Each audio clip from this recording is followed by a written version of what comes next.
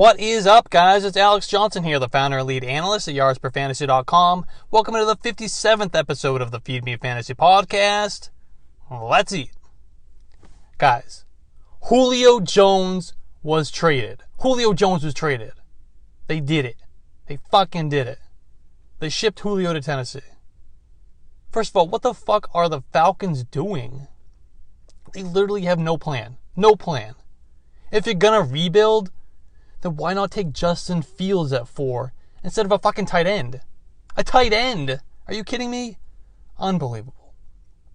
But what we really care about, though, is how it impacts our fantasy teams, of course. And the big winner is Ryan Tannehill. The obvious, Ryan Tannehill. The dude now has 2 stud alpha wide receivers to throw to with one of the most dominant runners behind him. So the Titans are going to throw the ball more, and the weapons are improved. So we've got Tannehill as a back-end QB1 in our redraft rankings. Oh yeah, our redraft rankings dropped last week at yardsperfantasy.com, by the way. You can find them on the app or at yardsperfantasy.com/preseason-rankings. Another guy who's moving up the rankings is Russell Gage. He'll obviously see more targets with Julio out of the picture. Kyle Pitts is going to be a big beneficiary here, and Calvin Ridley is now a top 5 wide receiver. But the Falcons receiver that will benefit the most from this deal, that's Olamide Zaccheaus. Olamide Zaccheaus. That's right. He's going to be the wide receiver 3, playing mostly out of the slot, where he'll see those middle of the field targets that he can bring in and turn upfield for additional yardage. We saw from him a couple times last year when he had 2 top 20 performances, including 103 yards and a touchdown in Week 9 against Denver. The losers of this deal are, Matt Ryan, of course. He lost his stud alpha wideout. Anthony Ferkser, no longer the number 2 option in the passing game. Josh Reynolds, back to what he was in Los Angeles. Dez Fitzpatrick, he wasn't going to do much anyway, but he does move down on the depth chart. We bumped A.J. Brown down a few spots in the rankings. He obviously won't see quite as many targets as we were projecting for him, but he's still in line to have a great season. And Julio remained about the same. A small bump down considering he's no longer the wide receiver 1, and there won't be quite as many passes going around in Tennessee as there would have been in Atlanta. And we're already seeing the effects in the ADP on Underdog. If you're not already on Underdog, what are you waiting for? Get on there. We're drafting teams already. And don't forget to use promo code YARDSPER. All one word. That'll earn you a free $25, which just happens to be the entry into their Best Ball Mania tournament that gives away $1 million to the winner. You know who I've been drafting a lot of on Underdog lately? That's Michael Thomas. Remember him? I did a TikTok on him 2 weeks ago. And if you're not following me on TikTok, you're really missing out. Find me at @A_JohnsonFF. I post content on there pretty much daily. Everything from Dynasty to Best Ball to seasonal leagues. I went on quite a rant about Michael Thomas. It was pretty good.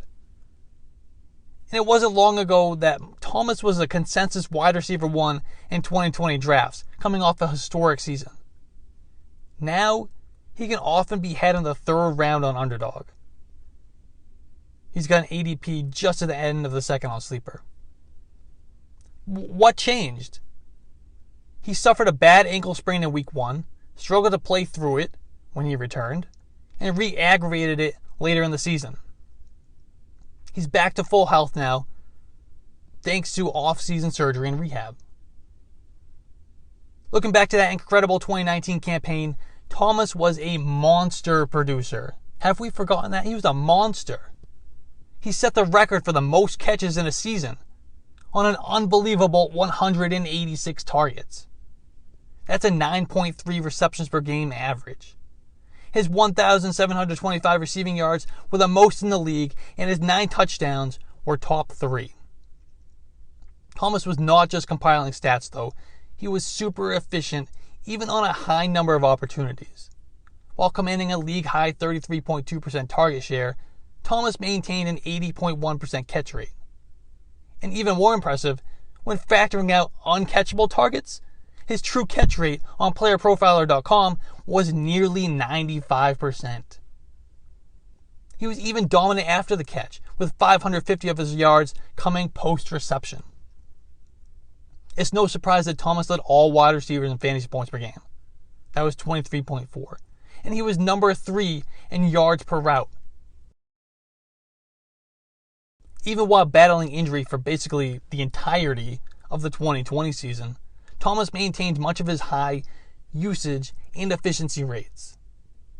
His target share dipped to 27.8%, but it was still the 4th highest rate of any wide receiver in the league. He managed to lead the league in air yards share at 42.5% and was number 2 in true catch rate, 97.6%. And again, that's playerprofiler.com. Thomas averaged 50% fewer yards after the catch per reception in 2020 than 2019. But, we have to equate that to the injuries, making it more difficult for him to cut and slip through tackles. It's now obvious that nothing has changed in Thomas's game that should be causing this dip in ADP across platforms. He's still an elite player, and he proved that last year even while severely hobbled. But what about the quarterback situation in New Orleans? That's the big debate. That's the big question. Drew Brees officially retired, turning the keys over to either Jameis Winston or Taysom Hill, or a combination. Should we be worried about Thomas playing without Brees? That's the narrative, right? The narrative is that Brees is the reason why Thomas was able to be so dominant. The fact is, though, we have a fairly decent sample size of Thomas playing without the future Hall of Famer. Remember, 5 of his games during that fantastic 2019 campaign actually came with Teddy Bridgewater at quarterback. That's almost a third of the games. And in those 5 games, Thomas averaged 23.02 fantasy points per game, which is almost exactly what his season average came out to be. He racked up 42 receptions for 551 yards and 3 touchdowns over that stretch. And if we extrapolate that out to a full 16-game sample, it would come out to a 134 reception season for 1,763 yards and 10 scores. If that's still not enough, Thomas, while less than 100% healthy, endured 4 games with Taysom Hill at the helm in 2020.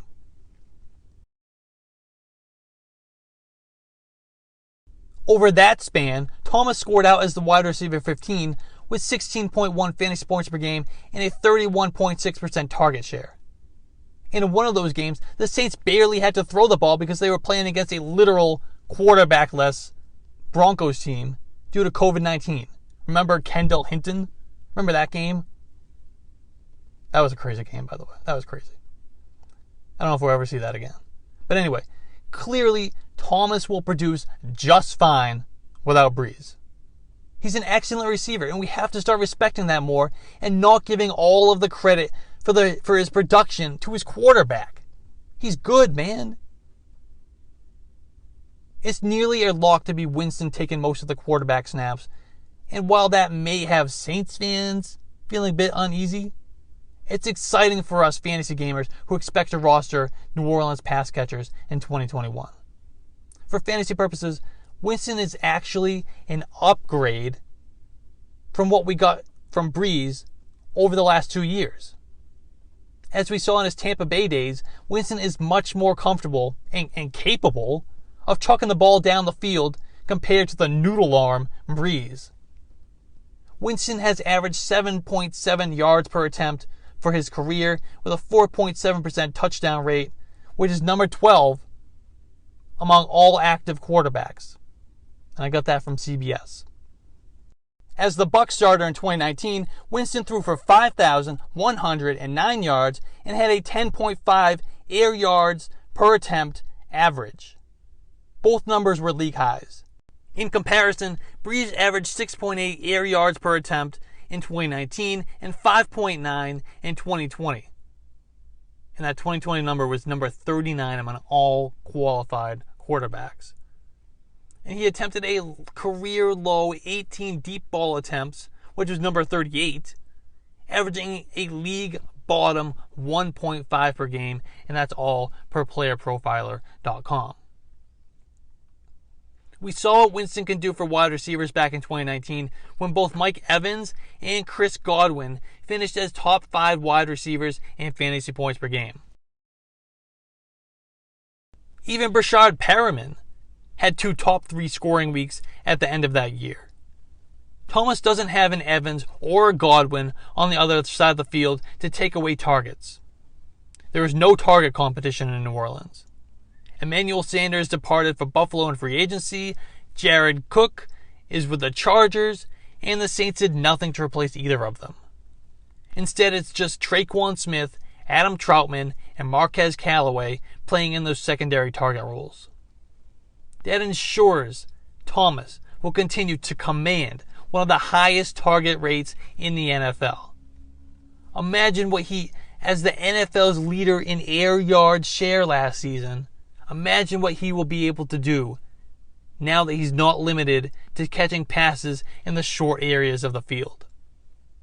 He'll now be a threat to actually catch passes in the intermediate and deep quadrants because he has a quarterback who can throw it there. So even if his efficiency numbers come down, the yardage and touchdowns will go up. In seasonal leagues, Thomas is a locked-in, top 10 wide receiver. He's an excellent pick in the middle of the second round, though he often slips into the early third. He has a high floor with an even higher ceiling. There is no reason to be concerned about production without Breeze. We've debunked that myth. With Winston at quarterback, Thomas can absolutely finish as the overall wide receiver 1 again and be even better than 2019. But that's going to be a wrap for today, though. If you're not already, please follow me on Twitter at @A_JohnsonFF and the site at YardsPer. Please be sure to subscribe so you don't miss the next episode. Also, please be sure to rate and review. It really helps me out a lot and is much appreciated. And go download the Yards Per Fantasy app right now and give us a 5-star rating and review over there too. Thanks, guys. Cue that music.